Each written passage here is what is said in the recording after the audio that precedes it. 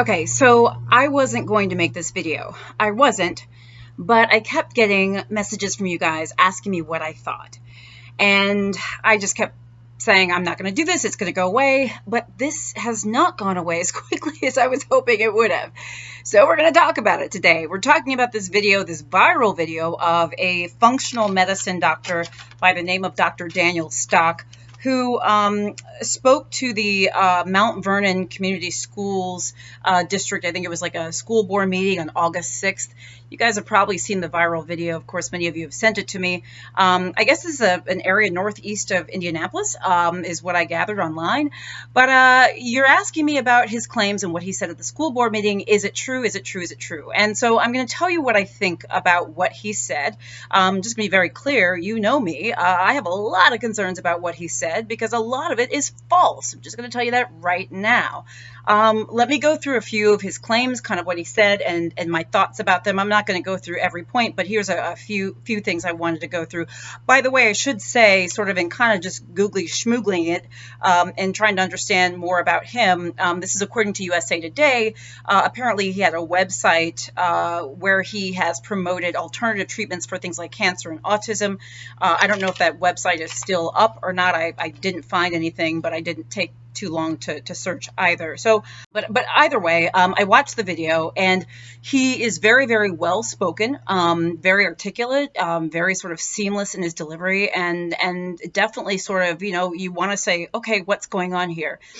He made a number of claims. Where do we start? Where should we start? He said, well, let's start with sort of the easy stuff. Okay. He said that he sort of made the claim that masks are essentially useless. But the truth is that is wrong. I mean, no masks are not useless, and they do help filter out particles. That's what N95s do. They are very, very effective at filtering out particles. So this idea that masks are not useful in that regard is simply not the case. And we know that masks in general, regardless of whether it's an N95 or not, some sort of barrier protection does help protect against aerosol transmission, also helps with larger droplets and splashes and things like that. Of course, the better the mask, the better the filtering. But the idea that masks are not useful simply is wrong. He mentioned the concept of viral shedding. And again, I'm going out of order because I'm just going to, literally, I kind of went through some points and I was like, okay, what do we think about this? He talked about viral shedding in terms of the COVID vaccine. I got the sense that he is, well, no, I think it's very clear from the video that he's not a fan of the vaccine. Viral shedding, vaccine shedding, that's false. I did a video on that. Guys, this is not a live virus vaccine. The COVID vaccines, the ones approved for use in the United States, they're not live virus vaccines. We've already been there. We've talked about that. So if you've got more questions, you can take a look at that. He also said, maybe I'll save that one for last. Oh, you know what he said too? And this is sort of a personal note. He said he was talking to, I guess, the school board, and he was saying that the CDC and the Indiana State Board of Health, quote, don't bother to read science. Now, I'm not on the Indiana Board of Health, and I'm not a part of the CDC, but if I were, man, would I be offended. I mean, shoot, I'm offended for them right now, and it's not even me. I'm like, how could you, bruh? How could you? Guys, we know that's not true. We know the CDC publishes studies all the time and is going based on the latest data. And this is the thing. If you want to read the data for yourselves, you can. Pick up the Journal of the American Medical Association, pick up the New England Journal of Medicine, and so many other journals. The studies that are basing our decisions, or I say our, but the CDC and the NIH's decisions and boards of health, et cetera, public health officials, is based on the studies that are published in these journals. By the way, it's public knowledge. It's not a secret. You can pull this up yourself.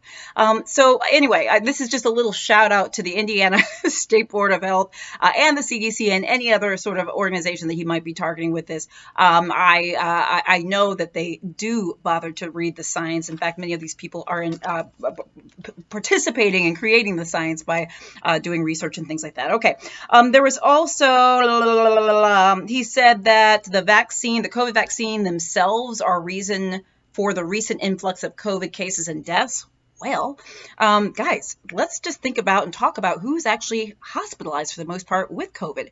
Is it people with the COVID vaccine? No, it's largely people who are unvaccinated.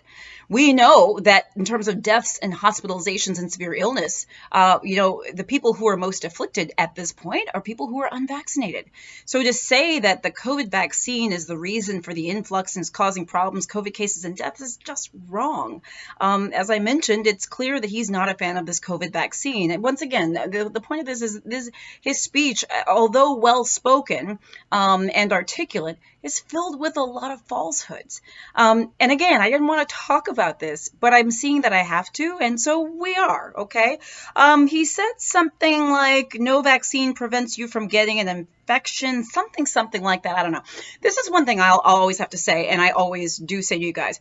Any doctor or any sort of health professional, or maybe anyone in general, the use of always or never is a problem for me.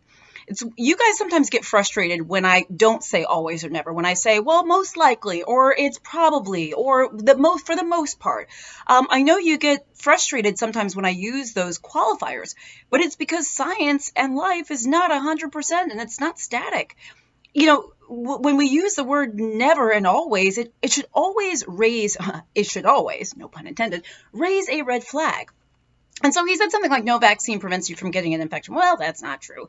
We know that the COVID vaccine, just using that in particular, is largely effective at preventing symptomatic COVID. No vaccine is 100%. Neither is a COVID vaccine, but we never said it was. But we know that it is very, very effective at preventing symptomatic COVID infections. Slows transmission. As I mentioned before, it prevents people from being hospitalized and dying and being in ICUs from COVID. I don't know. You just can't say that. And I also felt like there was sort of this idea that breakthrough infections, I felt like he was using the claim that breakthrough infections, the fact that they're present, is evidence that vaccinations are useless. And guys, I've done videos on this too. That is not the case. That sort of falls in line with the idea that no vaccine is 100%, neither is the COVID vaccine. We knew there would be breakthrough infections to some degree. And in fact, furthermore, as I said before, evidence that the vaccine is effective is the fact that the people who are getting sick with COVID, who are dying from COVID, as unfortunate as this is, who are being hospitalized with COVID, are those people who are not vaccinated, but those who are unvaccinated. Guys, the vaccine is protecting us from severe illness, which is what we anticipated that it would do. All right, let's see here. Okay, let's go to... I think this is maybe one more. He also said that people who had COVID don't get any benefit from getting the vaccine. Once again, sort of these absolutes always should make you go, because never, always, don't, should, do. Those absolutes are a problem. Guys, no. I mean, yeah, we know that people who get COVID are likely to have some sort of protection, but the question has always been, how strong is that protection and how long will that last? What we do know is that if you get a COVID vaccine and you've had COVID already, it's like you get like double your money. You get a boost. You get extra. You get more. You get a boost to your immune system, which, by the way, is a good thing. Are you going to tell me that a boost is not a benefit? A boost is a benefit. And that's one of the reasons why we are recommending that people who have had COVID before get the COVID vaccine. We also know that you can get COVID again. So the idea that you might need that extra boost, may be, unfortunately, a very, very, very real reality. Guys, I mean, look.